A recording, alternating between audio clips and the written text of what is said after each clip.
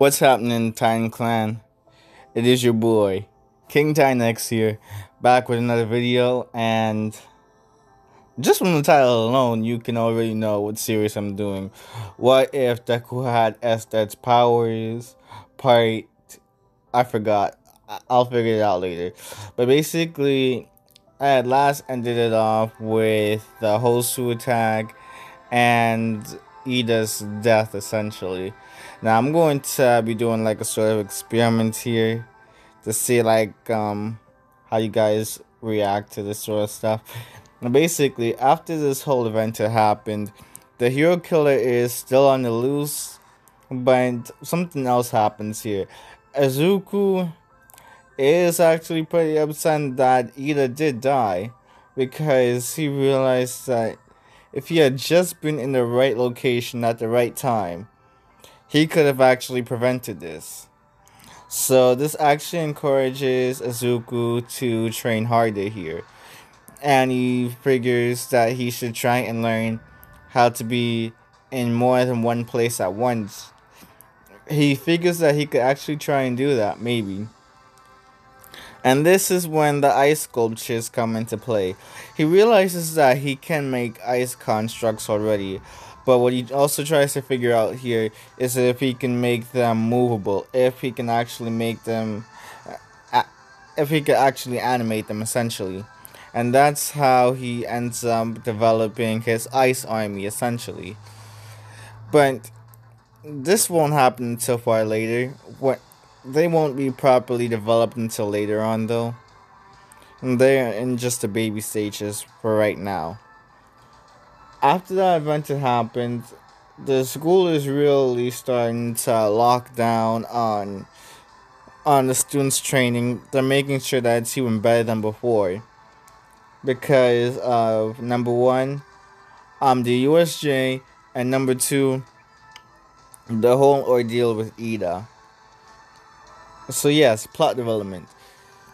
Of course, Shonto sees how Izuku is really being himself up here because of Ida's death. Even though both of them are aware that it's not necessarily Izuku's fault here.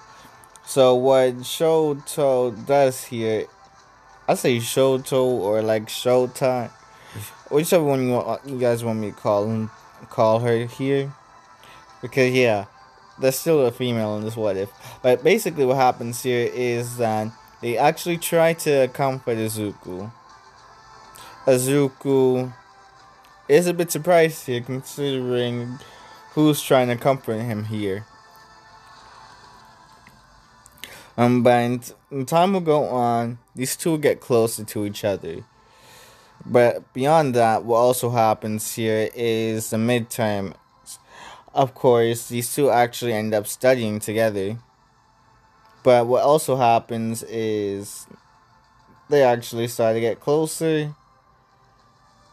And they also start to train with each other more. Matter of fact, even Endeavor realizes that these two are getting pretty close to each other. And actually is thinking, you know what? I approve. This might end up furthering my legacy. This kid, Ozuku Midori, he seems to have a pretty strong ice quirk. And my daughter here, she has like a half ice, half fire quirk. So you know what? You know what we're going to do? We're going to test something out here. So we actually invite Ozuku over to train with them, in order for Izuku to gain more mastery of his quirk.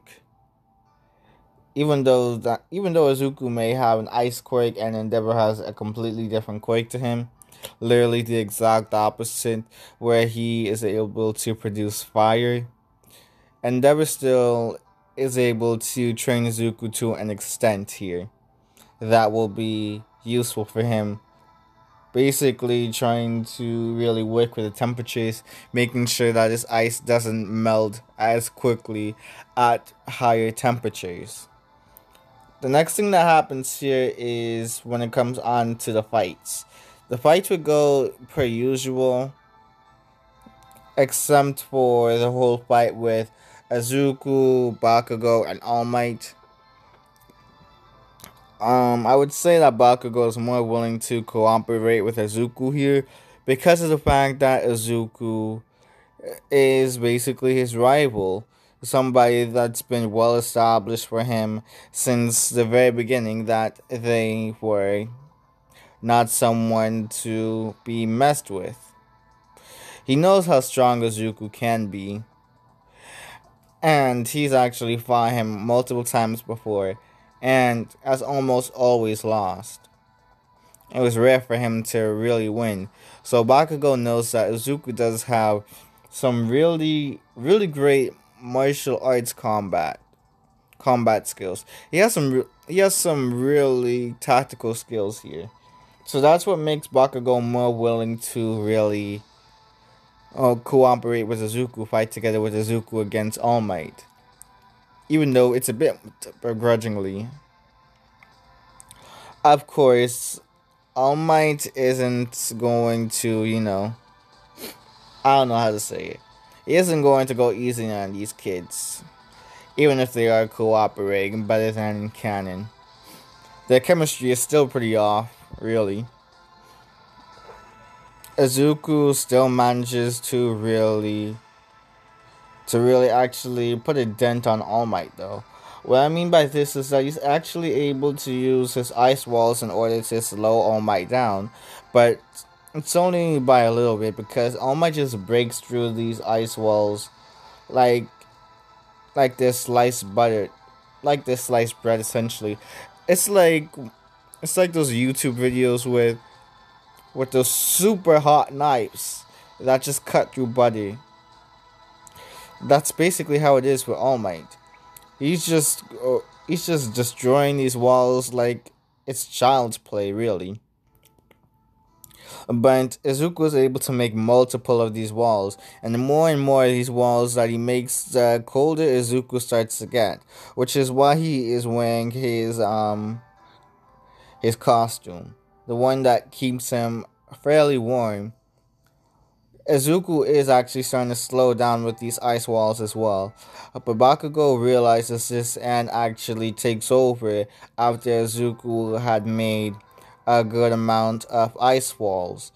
Bakugo takes over and actually launches a huge explosion at All Might.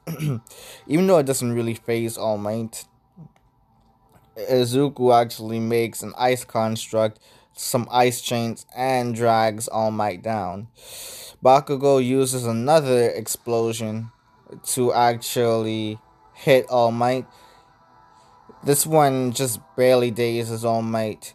But Izuku also makes an ice explosion. These two make pretty big explosions that are actually able to really cause All Might to falter for a little bit. He's in a bit of a daze for a good amount of seconds. I would say like about half a minute, really, like 30 seconds. And during this time, Izuku actually gets the handcuffs and tries to, put them on All Might. All Might is still the number one hero. He's not the number one hero for nothing. He has very good combat skills, so he's able to immediately shake off Izuku when he realizes what Izuku is trying to do, and just finger flicks Izuku away. But he forgets about Bakugo though. He forgot Bakugo was there, and Bakugo also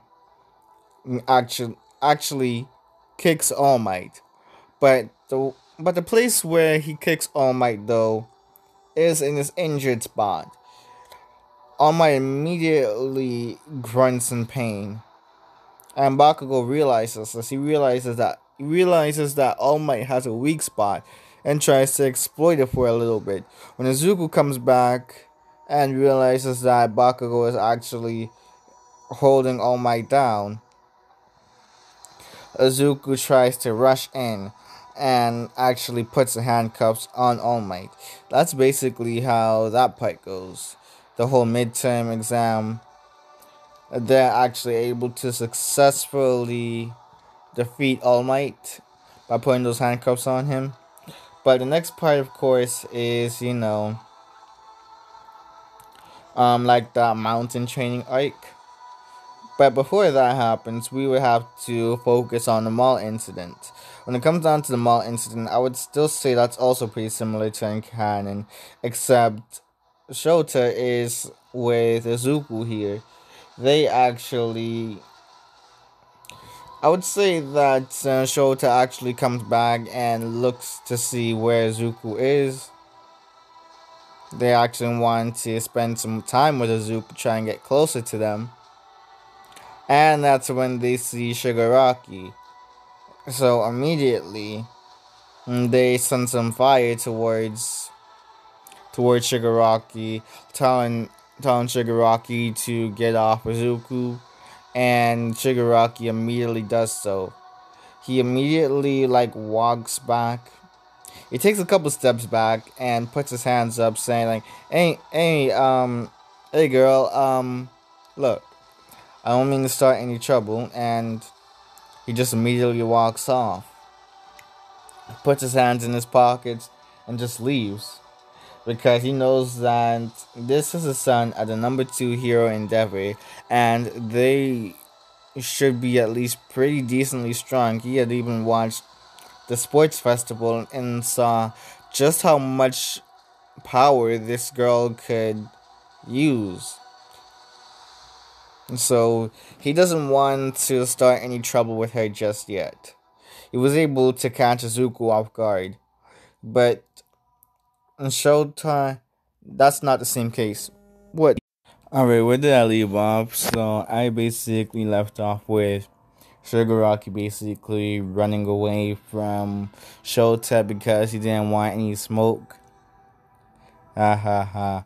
But yeah, that's basically how I ended it off. I'm going to make this long, okay? But Izuku immediately thanks Shota for what she did because that guy was a creep. And Shota just said no sweat.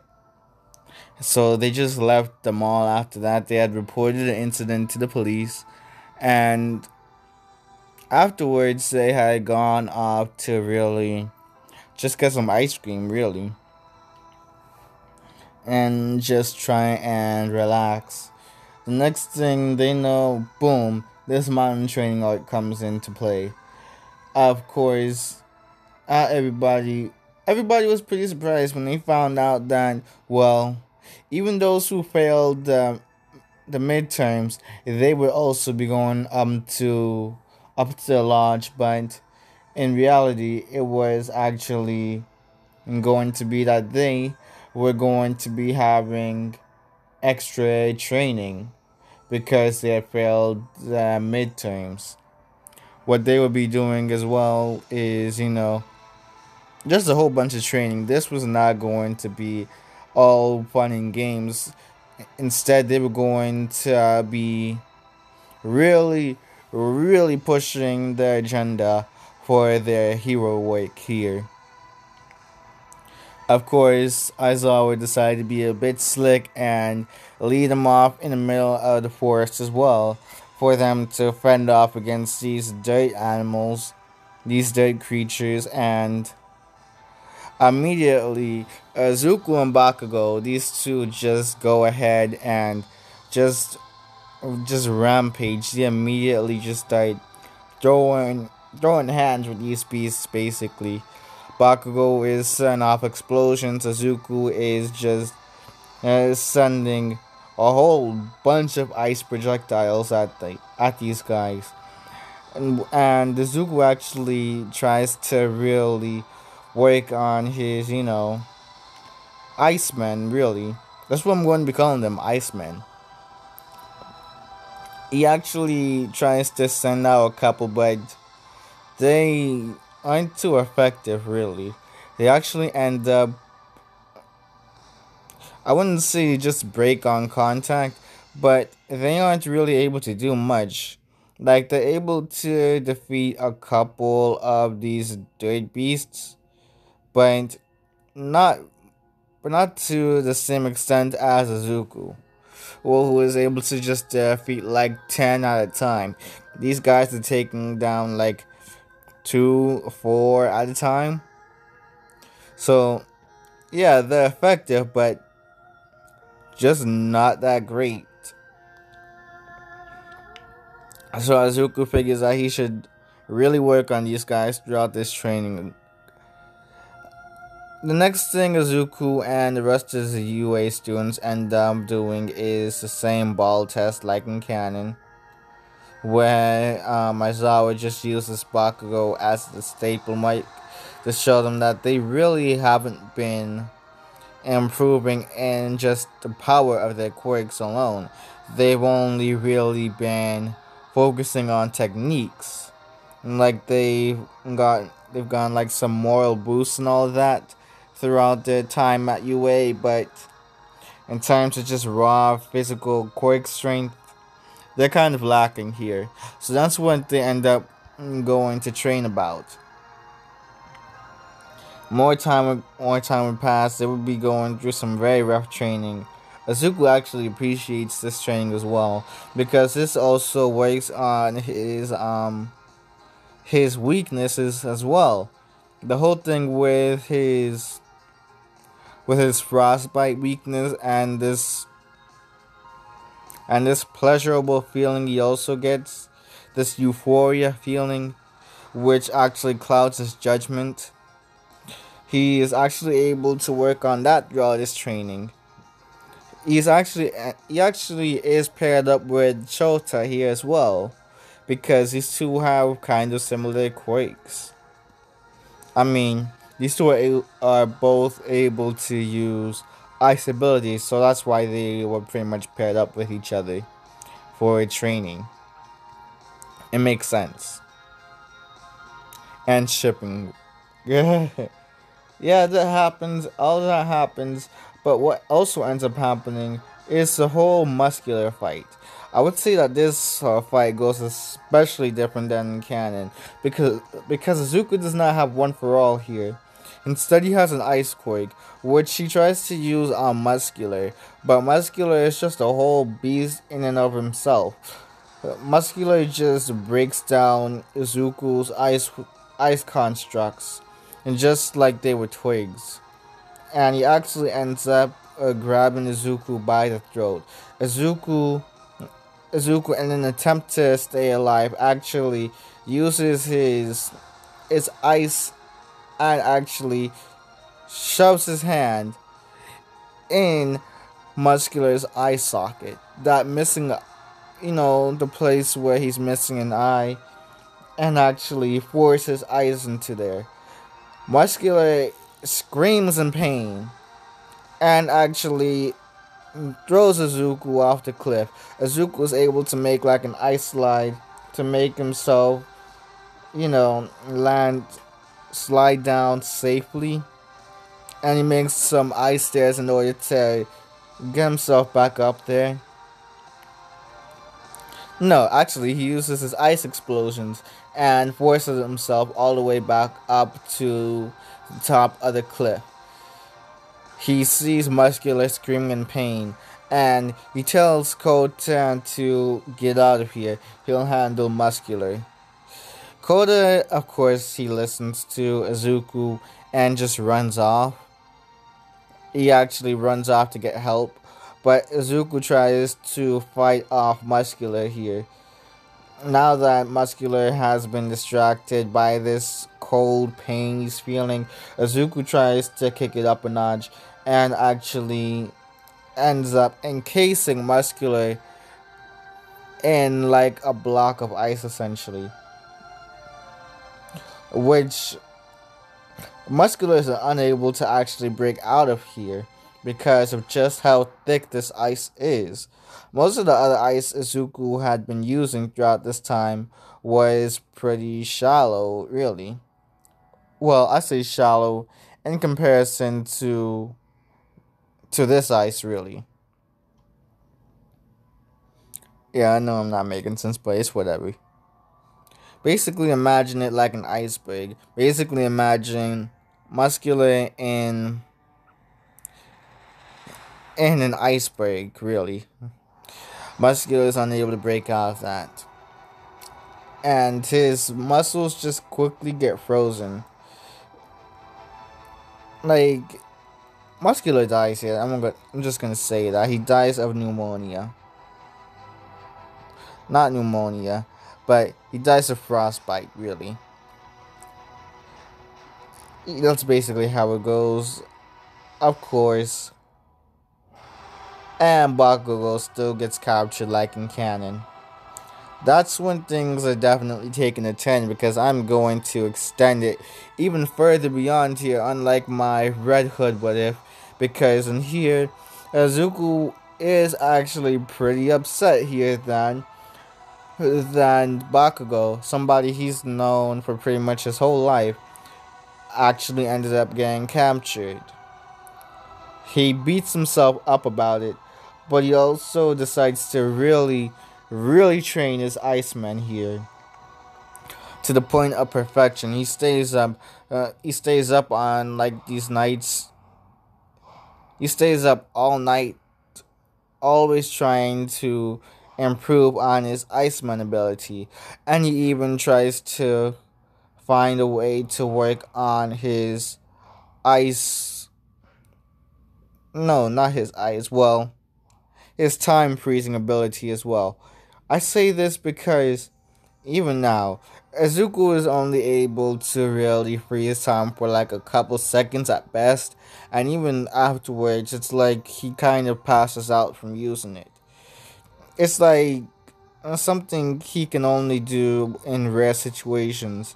During that Bakugo situation, it wasn't an ideal situation to really use it, because if he did, he would immediately collapse afterwards, or at least be completely drained of power.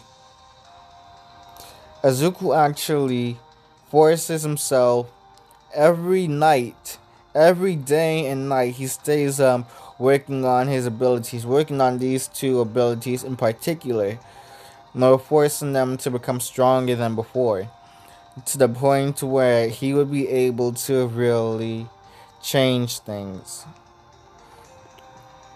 I would say that by the time they are ready to really rescue Bakugo, Izuku is all ears here and says, "Yeah, let's go rescue Bakugo."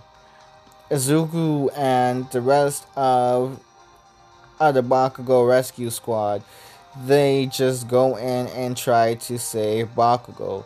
Most of the things happen pretty similar to in canon, because I don't know what these guys can really do. But what ends up being pretty different from the canon is just when the whole All Might versus All for One fight goes on, Izuku is actually able to freeze time in order for them to get a better distance away from the League of Villains, because the League of Villains were on hot pursuit here. They were on their heels essentially.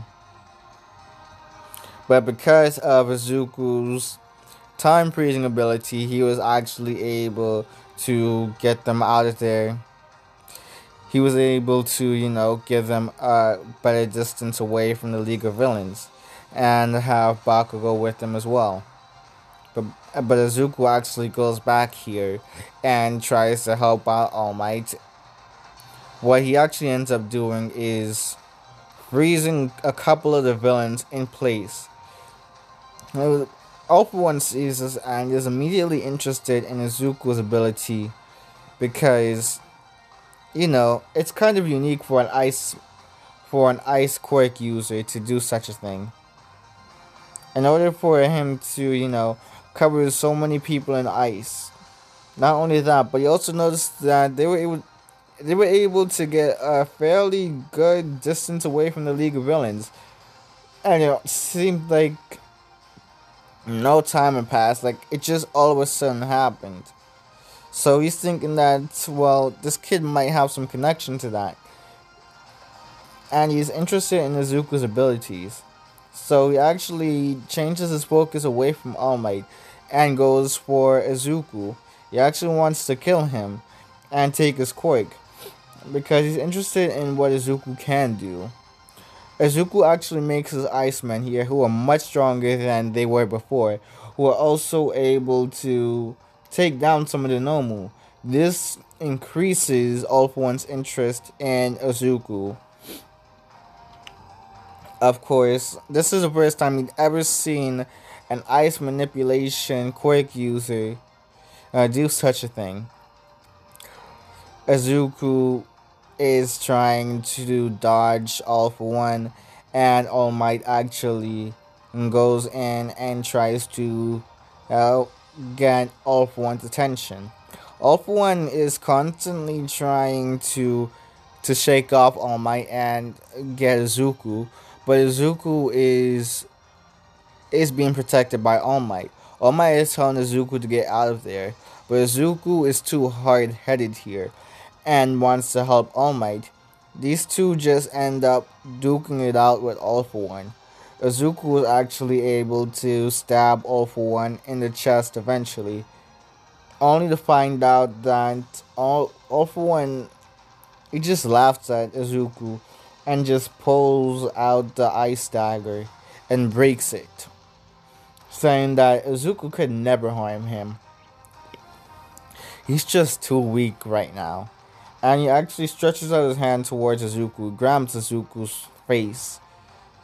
But All Might sucker punches All For One here, which stops the process from going of All For One taking Izuku's quake.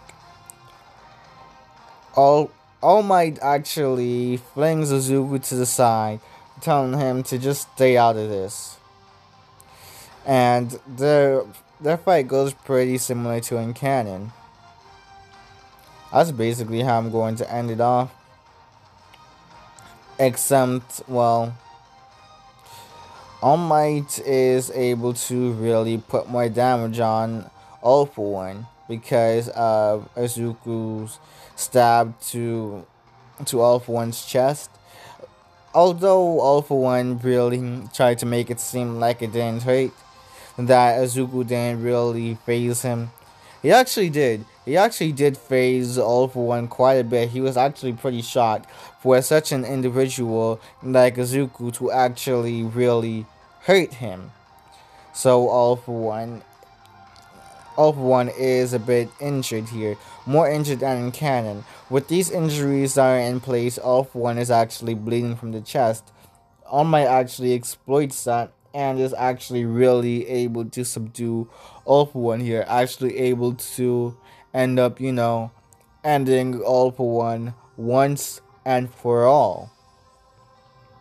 All Might afterwards just reprimands Izuku, but also thanks Izuku for the help. And actually lifts up his hand to the cameras, and he even grabs Izuku's arm as well. These two raise their hands up, and it's like, yeah, I really don't know how. I don't really know how to describe it beyond that. Just imagine that happening. Izuku was just looking at All Might in awe, but he's also freezing inside. He's shivering quite a bit because he just used so much ice manipulation right there. So of course, these two are admitted to the hospital. Izuku is treated for his injuries. All Might the same. I would say All Might still lives here. Izuku is able to be warmed up. He just has to be in a hospital for a couple days. I would say actually a full week in a hospital where they're actually working on his frostbite. When Izuku is completely warmed up again, back to his normal bodily temperature, back to a safe temperature at the very least, that's when Izuku is free to leave the hospital. Free to be out of the hospital, essentially, although he's put in a wheelchair for right now. And he's put on temporary suspension from Yuhui, although he's been admitted into like their dormitory system because Inko actually approves of this here, knowing just how powerful Izuku is, and realizes that even if she didn't want Izuku to continue his pursuit and becoming a hero, there wasn't really much that she could do, because she would just be ruining her relationship with her child here. And Izuku would still find a way to become a hero anyway, so there was really no point.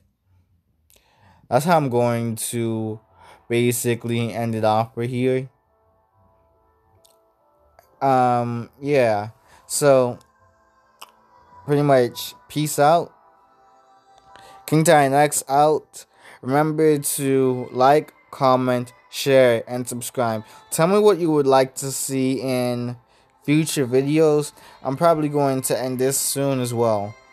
By the overhaul, like, I plan on ending this series, I think. So that's pretty much how it is.